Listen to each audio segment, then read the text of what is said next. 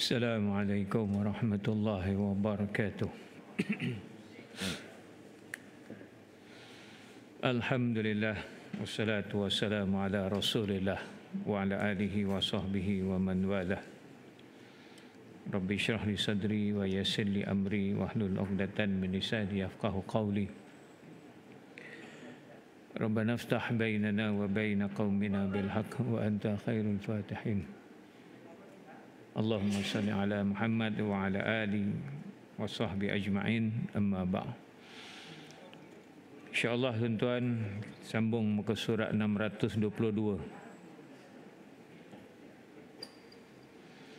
iaitu kaedah yang kelima ataupun kaedah yang terakhir, kaedah besar yang terakhir. Kaedah besar yang terakhir atau yang kelima ialah al-'adatu muhakkamatun. Adat itu dijadikan sebagai rujukan hukum. Adat. Apa maksud adat? Adat, wis adate. Kata orang Melayu, biar mati anak, jangan mati adat. Lebih sanggup anak itu mati daripada adat. Adat ni maksudnya ialah berulangnya sesuatu berkali-kali dan menjadi kebiasaan sehingga mantap ia di dalam jiwa manusia dan dapat diterima. Itu adat. Maknanya benda yang selalu kaprai, selalu dibuat oleh orang, begitulah kebiasaannya. Sampai orang terima, begitulah. Macam adat merisik, adat meminang. Kalau orang Melayu, ya kalau adat meminangnya, ya kena hantar rombongan. Panglima padang jarak, padang tekukur. Datang bawa rombongan, nak meminang Puspawangi. Itu adatnya. Dan masih berlaku lagi adat itu sampai sekarang. Walaupun sebenarnya zaman sekarang ni budak-budak yang nak kahwin ni dah kenal dulu dah. Itu adat, kebiasaan di sesuatu tempat. Manakala uruf, dia ada satu istilah namanya uruf. Uruf memberi arti sesuatu yang telah dikenali oleh manusia atau masyarakat dan menjadi kebiasaan mereka untuk mematuhinya, sama ada perkataan maupun perbuatan, dan juga perkara-perkara yang mereka tidak lakukannya. Uruf ni pun kebiasaan juga. Pada urufnya, pada kebiasaannya. Orang dekat sini pada kebiasaannya macam mana? Pergi kat masjid ni, pada kebiasaannya lepas sembahyang ada wirid tak? Tak ada. Oh, masjid Wahabi. Kebiasaannya tak ada. Urufnya, uruf dia macam mana? Pernah tuan-tuan saya pergi surau, satu surau, pergi ceramah. Dia suruh kita jadi imam. Kita pun jadi imam lah. Lepas jadi imam kita macam biasalah. Lepas jadi imam tu astagfirullahalazim. Tapi sing buri kok meneng weh. Kita dah sampai ilah Rabbana subhanallah, subhanallah, subhanallah, subhanallah. Dekat belakang kok senyap aja. Tengok 2-3 orang aja yang tinggal. Yang lain ada yang sembahyang sunat, ada yang apa kan. Dah. Kita tengoklah keliling-kelilingnya, tengok. Walah, surau ni Wahabi patutlah. Lepas sembahyang tak ada wirid. Jadi lepas tu tuan-tuan, saya kalau pergi tempat baru, suruh jadi imam, saya tak nak jadi imam dulu. Biarlah orang tempatan jadi imam dulu. Kita nak tengok apa uruf dia kat situ. Kadang-kadang setengah tempat urufnya lepas sembahyang maghrib, tak kira lah lepas sembahyang tu, dia tak ada baca apa ni subhanallah subhanallah. Dia baca pula Maulana ya sami' du'ana bi hormati Hasan Husain itajibku ana. Pun ada juga, ada kan? Jadi tengok uruf. Itu uruf kebiasaan. Itu maksud uruf tuan. Sebab itu ada ulama kata uruf dengan adat ni sami mawon. Sama aja uruf dengan adat. Walaupun ada ulama yang membezakan di antara uruf dengan adat. Maksud kaedah bahawa al-adatu muhakkamatun. Adat itu menjadi hukum, menjadi rujukan hukum. Bahawa adat yang yang umum mahupun yang khas, yang khusus akan menjadi hukum, hakam atau tempat rujukan bagi mensabitkan hukum syarak. Walau bagaimanapun adat ini hanya dijadikan hukum bagi walau bagaimanapun adat hanya dijadikan hakam ataupun hukum bagi mensabitkan hukum syarak apabila tidak terdapat nas bagi hukum yang hendak disabitkannya. Maka kalau ada nas, kena beramal berdasarkan kepada nas. Apa itu nas? Nas ialah Al-Quran dan hadis. Itu nas. Bila ada nas, tak boleh lagi guna adat. Adat kena tolak.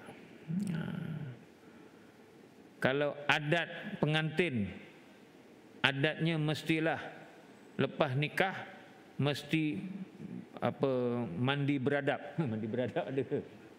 Bersiram. Bersiram ada tu, kalau perkahwinan diraja tu adalah bersiram. Ini kena bersiram. Contoh kena bersiram. Pas bersiram pinjungan pula. Sudah tentu dianya bertentangan dengan nas ataupun hukum syarak. Maka adat seperti ini tidak boleh diamalkan atau tidak boleh dijadikan rujukan hukum. Okey.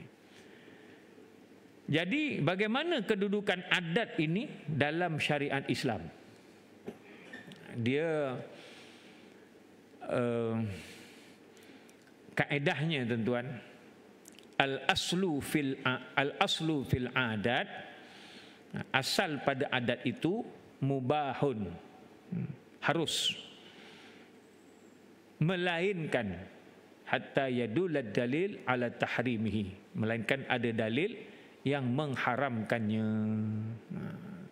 Jadi apa saja adat yang dilakukan oleh manusia di atas muka bumi ini, hatta pergi ke hutan Amazon sekalipun, kalau kita jumpa dengan orang-orang dalam hutan Amazon itu melakukan sesuatu adat, dia adalah harus dilakukan selama adat itu tidak bertentangan dengan hukum syarak. Adat orang Jawa, tak boleh kahwin sepupu. Betul? Orang mata ni wali. Wah, kualat dia. Tapi dalam Islam boleh tak kahwin sepupu? Boleh. Jadi adat seperti ini dia bertentangan dengan hukum syarak. Tapi kalau tak nak kahwin pun tak apa. Ini bukan benda wajib kahwin sepupu, tak ada. Jadi kalau nak berpegang pada adat itu boleh. Tapi sampai berpegang sampai nak menghalang dua orang sepupu yang berkasih sayang sehingga menyebabkan kemudaratan umpamanya, sudah tentulah adat ini kena ditolak. Adat juga dikenali dengan uruf menurut jumhur fuqaha. Baik kata tadi, jumhur ulama kata adat uruf ni sama aja. Adat uruf kebiasaan. Telah ditakrifkan dengan sesuatu yang telah menjadi kebiasaan oleh manusia dan mematuhinya dalam urusan kehidupan harian sehingga sebati dengan mereka dan menjadi suatu perkara yang lumrah. Sama ada uruf itu qauli, percakapan, atau amali atau amalan, atau seluruh orang Melayu beramal dengan adat itu, atau khas untuk kerabat diraja je adat tu. Jadi khas untuk kerabat diraja. Sahih atau fasid, sama ada adat tu betul atau adat tu salah. Itu makna adat atau uruf. Benda yang dah diterima oleh masyarakat, kebiasaan yang dibuat. Adat urufnya, kita ni kalau pergi masjid, kalau sembahyang ya pakai kain plekat. Itu pada uruf, pada kebiasaannya. Jadi bila ada orang datang sembahyang pakai seluar jin, orang patut temung sembahyang orang gosok seluar jin. Contohlah dari kebiasaan, tapi sekarang tak jadi masalah lah. Sebab adat ni dia boleh berubah mengikut keadaan. Maka uruf qauli, seperti kebiasaan orang ramai bahawa ikan itu tidak dikatakan daging. Tapi berbeza dengan orang Jawa, iwak ayam. Itu uruf qauli. Uruf qauli, perkataan yang menjadi kebiasaan di kalangan orang Jawa. Ayam kok iwak. Iwak tu ikan. Makan apa? Makan iwak ayam. Padahal iwak tu ikan. Tapi dah menjadi kebiasaan. Orang Jawa kata iwak ayam, ikan ayam. Maknanya daging ayam. Al-walad dimaksudkan anak lelaki sahaja. Bila sebut walad, maksudnya anak lelaki. Bila disebut paman, maknanya adik-beradik bapa atau mak. Disebut bibi, maknanya adik-beradik perempuan bapa atau mak. Itu kat sinilah. Kan pergi tempat lain kan bibi tu tukang jaga anaknya tu, amah. Tu bibi. Ada setengah tempat pula dipanggil Pak De, Bu De, Pak Li, Bu Li. Tapi sini tak ada kan? Sini jarang. Itu biasa belah mana ya? Jawa belah mana yang panggil Pak De? Kat Indonesia, okey. Jawa Indonesia ya. Itu uruf percakapan. Biasanya orang cakap kat sini apa? Terutamanya dalam bahasa Indonesia, tentu dengan bahasa Melayu. Banyak. Kalau bahasa Indonesia disebut kita membutuhkan penyelesaian. Kalau kat sini jadi lain pula maksudnya, tuan-tuan. Itu uruf qauli. Kebiasaannya kalau cakap macam ini dekat sini apa maksudnya? Kebiasaan ini telah menyalahi penggunaan dari segi bahasa. Uruf amali pula.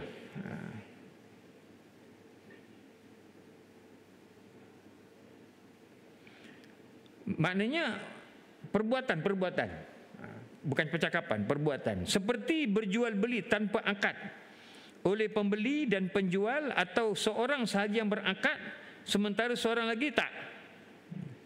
Ini dikenali sebagai bai' al-mu'atah, maknanya jualan unjuk mengunjuk. Kalau ikut mazhab Syafi'i, tuan-tuan, jual beli kena ada akad. Saya jual, saya beli. Tetapi ada sebahagian ulama Syafi'i, dia melihat di setengah kawasan dia tak biasa guna cakap saya jual, saya beli. Dia biasanya ya anggar seulur ke duit bagi barang, ya wes. Itu namanya unjuk mengunjuk duit, mengunjuk barang. Maka jual beli seperti ini dah menjadi satu uruf, dah jadi kebiasaan. Kebiasaan orang kalau berjual beli kat sini, begitulah.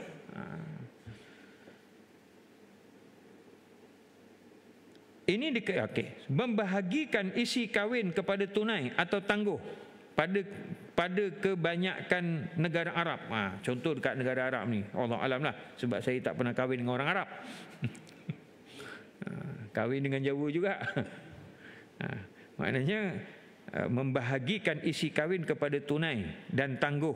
Ini maknanya itu ditangguhkanlah dia punya isi kahwin dan sebagainya. Okey. Antar belanja. Antar belanja ni adat, dan hukum mahar, mas kawin, antar belanja, adat.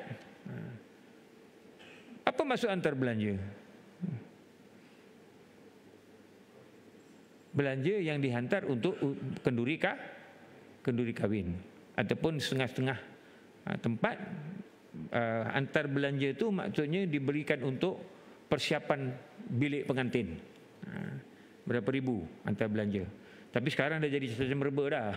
Yang kadang antar belanja tu tak jadi antar belanja lah, dah jadi apa?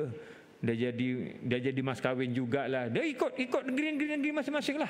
Mungkin kalau kahwin dengan orang Kelantan mungkin tak ada hantar belanja, mungkin hantar belanja tu jadi mas kahwin dan sebagainya. Itu uruf lah tu. Adat kebiasaan. Adat kebiasaan kat sini macam mana? Adat kebiasaan kat sini tak ada hantar belanja, tak ada apa ni, mas kahwin aja. Maknanya berapa dia minta? 20,000 serba satu tegak berdiri. So 20,000 jadi disebutlah kat nikah tu, aku nikahkan dikau dengan mas kahwin sebanyak 20,000 ringgit tunai. Itu uruf, kebiasaan, ikut kebiasaan. Ikut kebiasaan kat negeri Selangor, dia punya mas kahwin berapa? 300 ringgit. Negeri lain tak tahu sebab saya tak kahwin dengan orang negeri lain. Okey, itu contoh uruf dari segi perbuatan. Menghidangkan makanan kepada tetamu telah dianggap keizinan kepada tetamu untuk mengambilnya. Ia maknanya tuan-tuan, dah memang menjadi suatu kebiasaan uruf. Kalau ada tetamu datang, kita bawa hidangan, letak, ia memang tujuannya untuk dimakan oleh tetamu. Lainlah kalau dia kata, ambil bau je, tak boleh makan. Oh, kebiasaan orang sini macam ini ya, tuan. Ya, kebiasaan uruf. Uruf undang-undang. Adat keluarga Sadik Segaraga. Ambil bau je, tak boleh makan. Itu uruf dari segi perbuatan itu. Oleh yang demikian, maka uruf boleh terbentuk dari kebiasaan manusia di atas sesuatu yang terbit dari berbagai golongan. Awam mahupun golongan tertentu. Sama ada secara umumnya masyarakat kat sini beginilah cara dia, ataupun golongan tertentu je. Maknanya kerabat diraja, macam inilah dia punya uruf dan adatnya. Kebiasaannya kerabat diraja kalau nak berkahwin dengan orang kebanyakan, dia mesti memohon kebenaran daripada Duli Yang Maha Mulia Tuanku, sebagai contoh. Jadi kena tengok ada surat kebenaran tu, barulah Tok Imam boleh sign apa? Pengesahan. Kalau tak ada, kena bagi tahulah. Apa dia ni, dek, adik nak kahwin dengan orang biasa ni, adik kena minta kebenaran dengan sultan. Itu uruf khas untuk kerabat diraja. Raja ke tengku ke yang perempuan, kalau nak kahwin dengan orang kebanyakan, dia kena minta kebenaran dengan istana. Itu contoh uruf untuk orang khas. Berlainan dengan ijma' kerana ia hanya terbentuk dari persepakatan para ulama mujtahidin sahaja. Sedangkan orang awam tidak punya peranan dalam pembentukan ijma'. Ijma' ni adalah kesepakatan ulama dalam menentukan satu hukum. Semua sepakat kalau kata hukumnya haram, semua ulama mujtahid kata benda tu haram. Kalau ada satu orang mamat entah mana dia kata tak haram lah, itu tak dikira. Ataupun satu kampung, ijma' satu kampung, bersepakat satu penduduk kampung mengatakan satu benda tu haram, sedangkan para ulama kata benda tu halal, maka dia pun tak jadi. Itu ijma'. Ijma' hanya untuk ulama punya pandangan. Tetapi uruf ni kebiasaan satu-satu masyarakat. Kebiasaan satu masyarakat di tempat itu. Uruf am ialah sesuatu adat resam yang dihayati oleh semua orang dari berbagai peringkat dan lapisan masyarakat di seluruh negeri. Atau uruf itu menjadi am apabila ia telah tersebar dengan meluas pemakaiannya di seluruh negeri Islam. Contohnya lafaz dabbah dipakai pada binatang-binatang berkaki 4 sahaja, tidak dipakai kepada manusia. Itu di kalangan negeri Arab lah. Disebut dabbah ni maksudnya untuk binatang yang berkaki 4, bukan untuk manusia. Tapi masuk negeri Melayu, binatang pun manusia juga. Binatang kau. Lafaz talak digunakan bagi merungkaikan ikatan perkahwinan. Dia tengok, kalau dekat tempat kita, kita tak sebut talak, kita sebut aku ceraikan kau. Ikut urus tempat. Mungkin setengah-setengah tempat dia tak guna lafaz cerai. Ada setengah tempat kata aku tolak kau. Sudah pergi mahkamah, hakim kena tanya, maksud demo ni tolak ni tolak tolak tu ke ataupun talak cerai? Nak kena tengok juga. Okey. Itu huruf umum. Maknanya kebiasaan memang dalam satu Malaysia begitulah dia punya kebiasaan rakyat Malaysia. Ataupun negeri Selangor. Kebiasaan negeri Selangor, orang Selangor macam mana? Itu umum. Huruf khas ialah sesuatu yang menjadi kebiasaan kepada setengah-setengah masyarakat atau negeri. Contohnya macam Negeri Sembilan. Dia punya hurufnya guna adat pepati. Kita guna apa? Kita guna adat Temenggung. Jawa guna adat apa? Sama je, adat Temenggung juga. Negeri Sembilan khas untuk orang Minang sahaja. Adat dia. Kalau kahwin masuk suku. Kena jadi suku apa?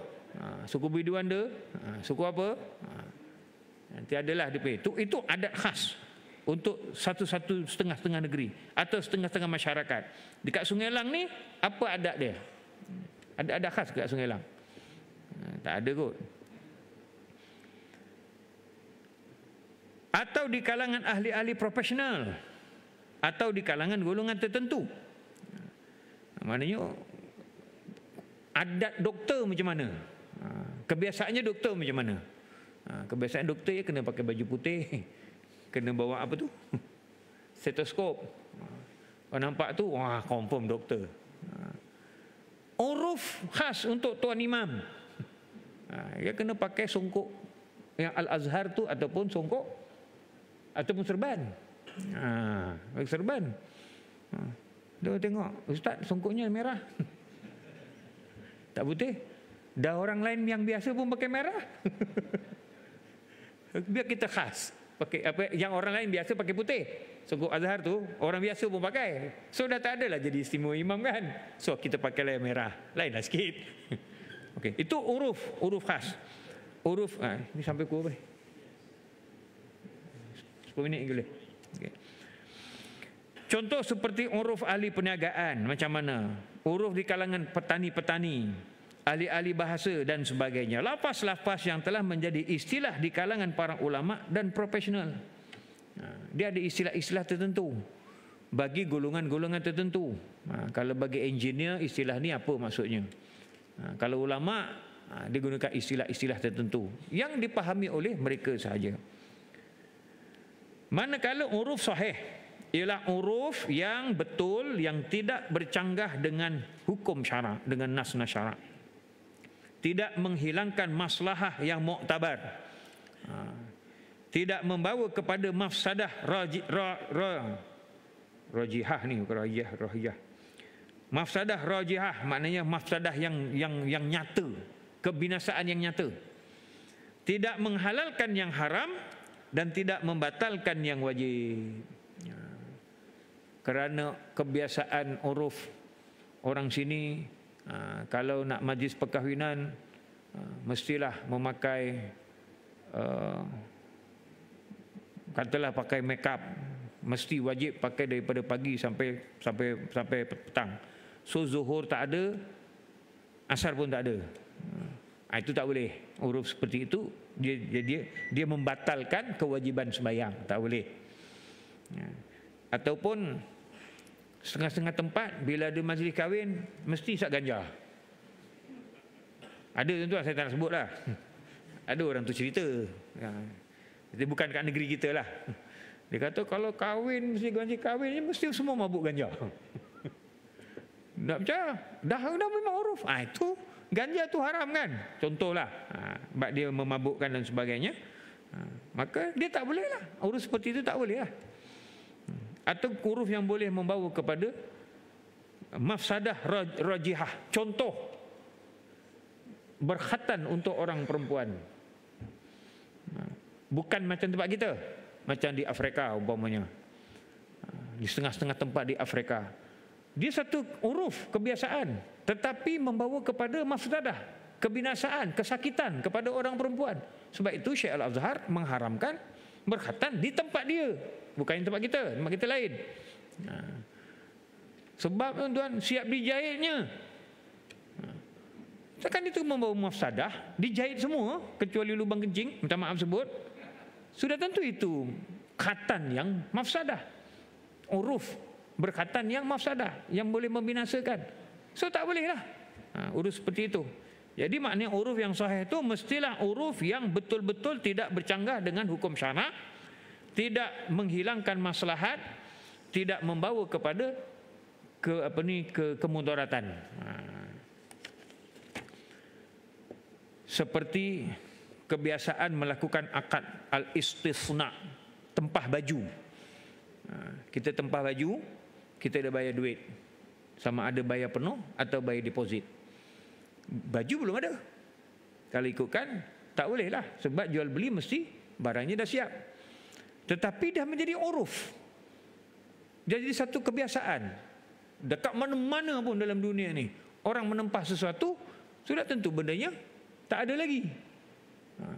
Dan menjadi uruf, kebiasaan. Nak tempah mesti ada deposit. Kalau tak nanti kita dah buat-buat, kau tak jadi beli, rugilah aku. Jadi uruf seperti ini dibolehkan, dianggap sebagai uruf yang sahih.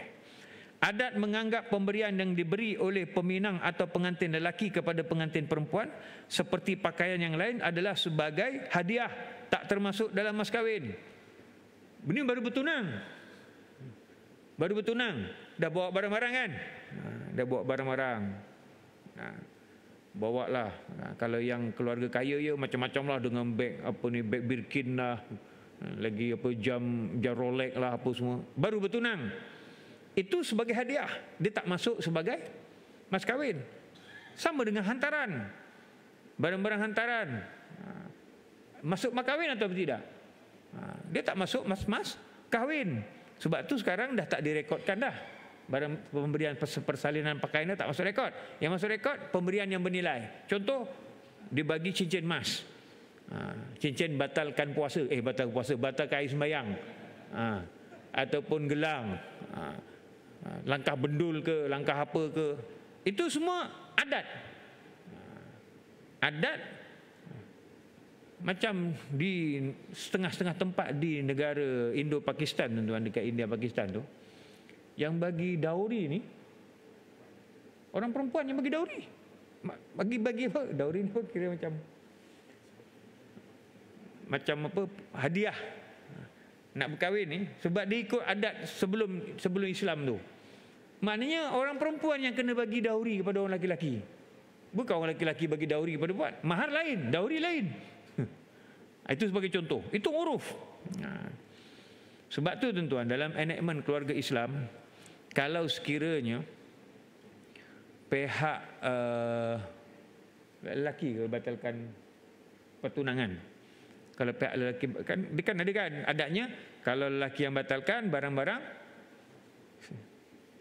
tak payah balikkan kan. Kalau perempuan yang batalkan ke macam mana tu? Saya tak ingat. Kalau perempuan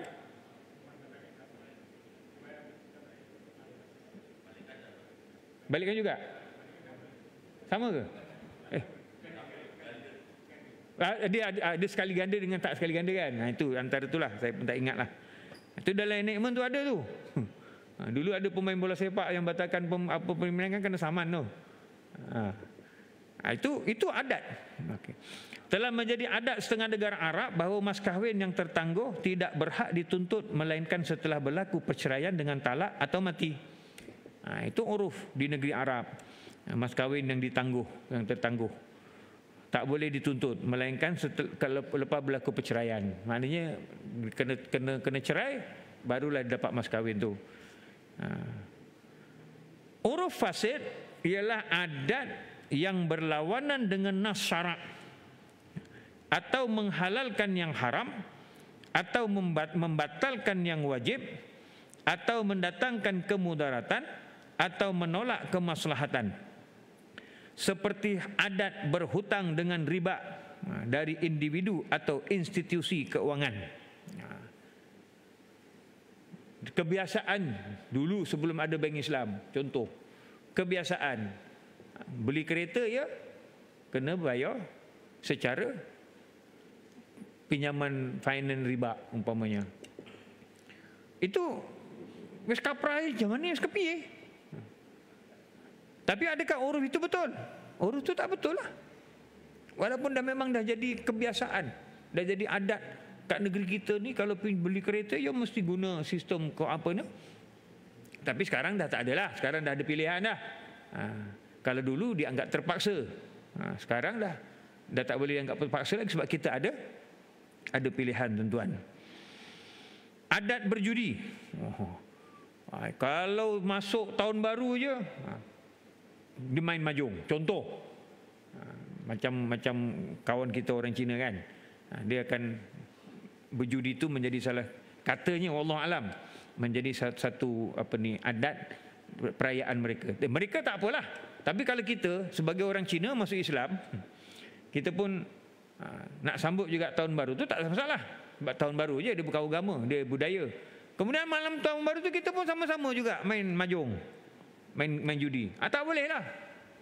Dia sudah menghalalkan yang haram dan sebagainya. Jadi maknanya uruf yang fasid ni ialah uruf yang benar-benar bertentangan dengan hukum syarak.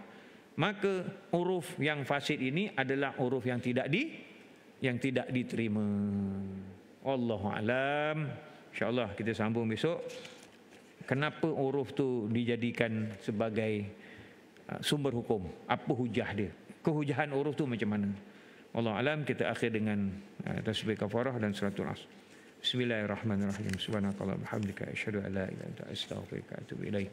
Bismillahirrahmanirrahim. Wa la asna lil insani la tuqus illa alladzina amanu wa amilus solihati wa tawassaw bil haqq wa tawassaw bis sabr. Sadaqallahul azim.